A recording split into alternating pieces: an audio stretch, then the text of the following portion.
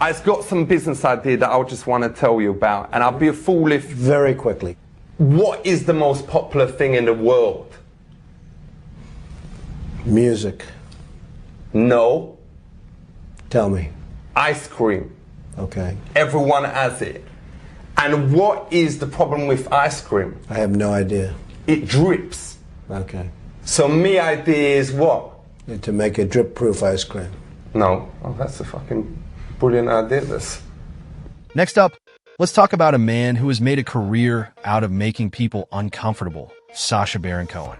Known for his outrageous characters like Ollie G. That your hotel bill is being paid for, you naturally assume that that includes essential extras like breakfast and special interest pay-per-view movies, innit? Bruno, and most famously, Borat, Cohen has pushed the boundaries of comedy by placing his fictional personas in real-world situations.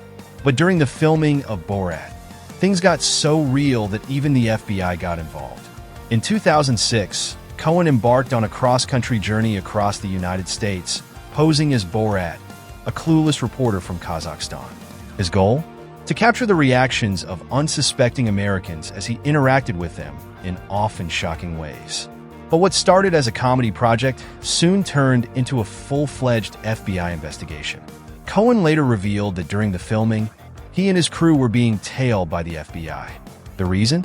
Apparently, the sight of a man who appeared to be Middle Eastern, driving around in an ice cream truck, was enough to raise alarm bells.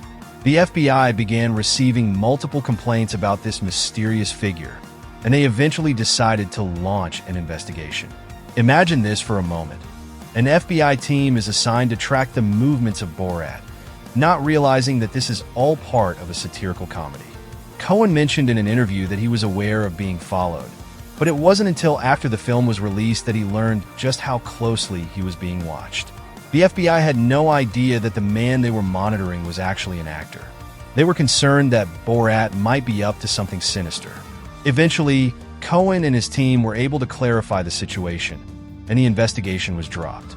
But for a while, the FBI was genuinely concerned that they were dealing with a potential threat. This story is a perfect example of how Cohen's comedy blurs the line between reality and fiction. While the FBI's involvement might seem ridiculous in hindsight, it also highlights the agency's readiness to respond to potential threats, even when those threats turn out to be completely fabricated. You know, cookie boot check, bing bang, bing bang, bing, ding ding ding ding, bing bang, bing bang, bing, ding ding ding ding. Boy, you sticky. Can you teach me a speaker like you? What are you trying to say? How you say, how do you do? What's up with it? What's that with it? Yeah.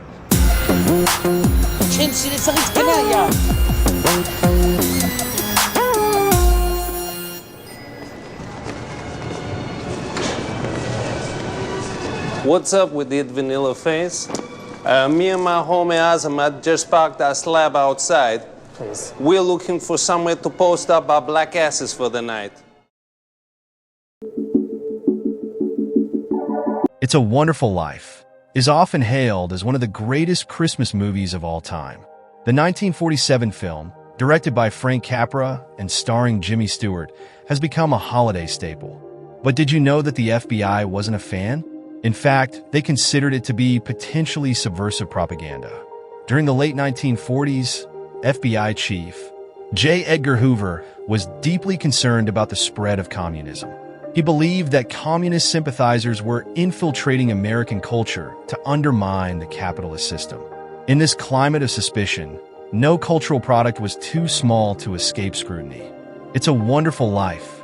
In a memo from 1947, FBI Assistant Director D.M. Ladd suggested that the film was attempting to discredit bankers and, by extension, capitalism itself. Ladd specifically pointed to the character of Mr. Potter, played by Lionel Barrymore. Potter is a greedy and scrupulous banker who seeks to control the town of Bedford Falls. According to Ladd, portraying a banker in such a negative light was a classic communist tactic to turn public sentiment against the wealthy and the capitalist system they represented.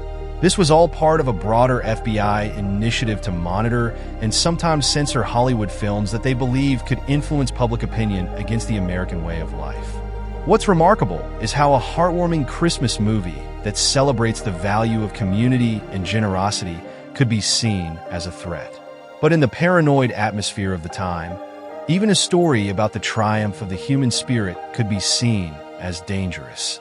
So next time you watch George Bailey's journey in It's a Wonderful Life, remember that it wasn't just a fight to save Bedford Falls. It was also, in a way, part of a much larger battle between ideological forces right in the heart of American culture.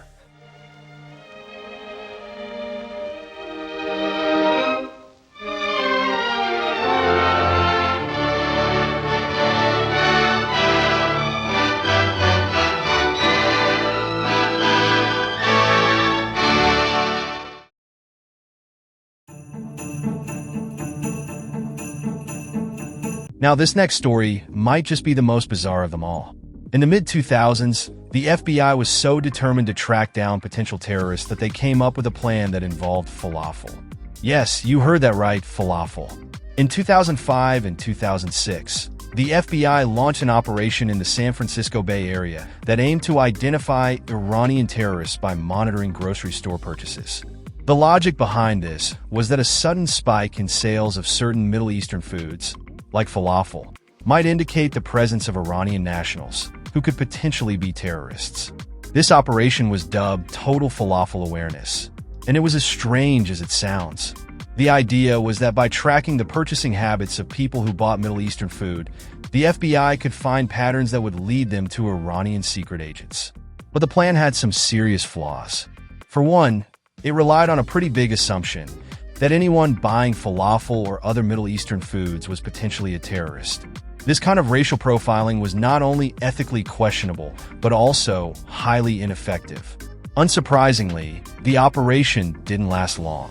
It was shut down by Michael Mason, then head of the FBI's Criminal Investigations Unit, who recognized that the program was likely illegal and definitely not in line with proper investigative practices. The program was quickly abandoned, and Total Falafel Awareness became one of the more embarrassing chapters in the FBI's history. This story serves as a reminder of how sometimes, in their zeal to protect the country, even highly trained agencies like the FBI can come up with plans that, in hindsight, seem more like something out of a satire than a serious investigation. While the intention was to safeguard national security, the method was flawed and serves as a cautionary tale about the dangers of overreach. Profiling people on buying falafel is totally ridiculous. You would expect better from an agency like the FBI. What do you think about this crazy story from the FBI? Share your thoughts in the comments.